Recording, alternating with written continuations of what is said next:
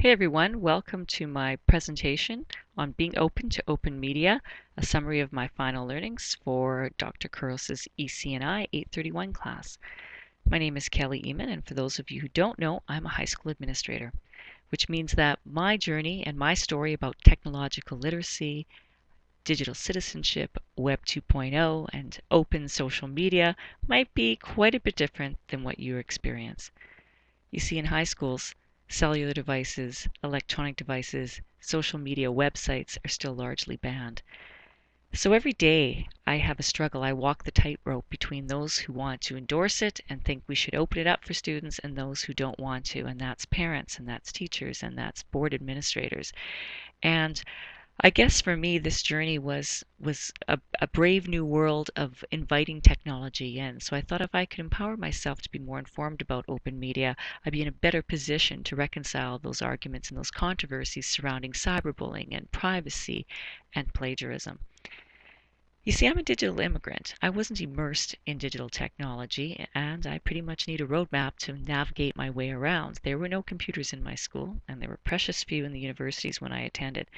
But I challenged myself several years ago to get my feet wet and embrace technology, in particular the more popular social media forms. So yes, I have a Facebook account and I upload on Flickr and I bookmark through Digio and I watch and upload videos on YouTube.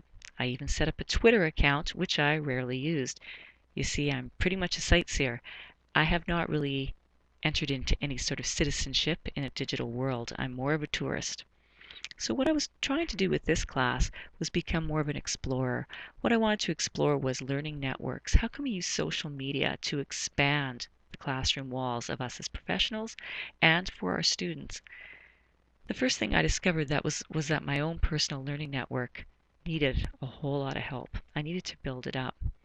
Thanks to the fantastic presentations by our guest speakers, I was not only equipped with the pedagogy to help defend the arguments of allowing social media into our schools, I was able to actually interact and use those particular tools myself. Prior to this class, I did have a blog, although I was not a regular poster, and I most certainly did not invite commentary.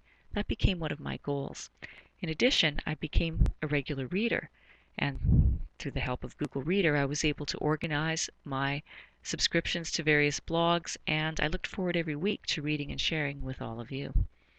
I also wanted to become a greater consumer of digital technology, digital information, so I became a regular viewer and I started accessing YouTube for more professional learning resources for myself and for my staff. And when that failed, I just decided, hey, I'm going to take a leap of faith and I'm going to tweet it into the cloud. It's amazing, a little hashtag and an instant response. And I'll tell you, it's pretty empowering and pretty darn habit forming.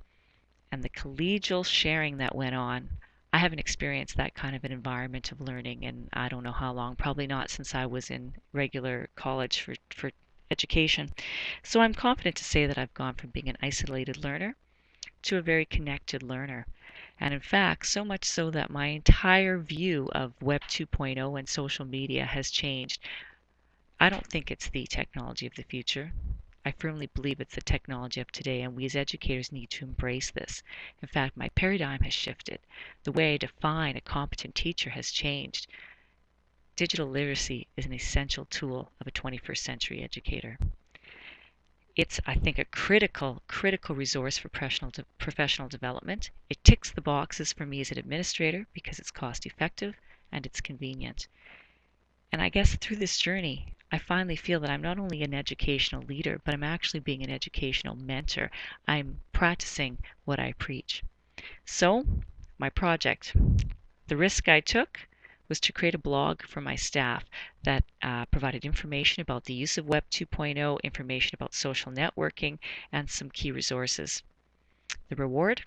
They took the bait. Several teachers not only invited me into their classes, had me blogging with their students, but they helped me compile this particular website, which we use at school. We also invite students to respond to questions over the intercom with the hashtag VeepTweet. To sum it all up, well, I have gone from being a bit of a skeptic and a bit nervous to being a happy student of social media, in particular the colleges of Google and Twitter. And I have this class and Alex Curls to thank. So please continue to follow my journey.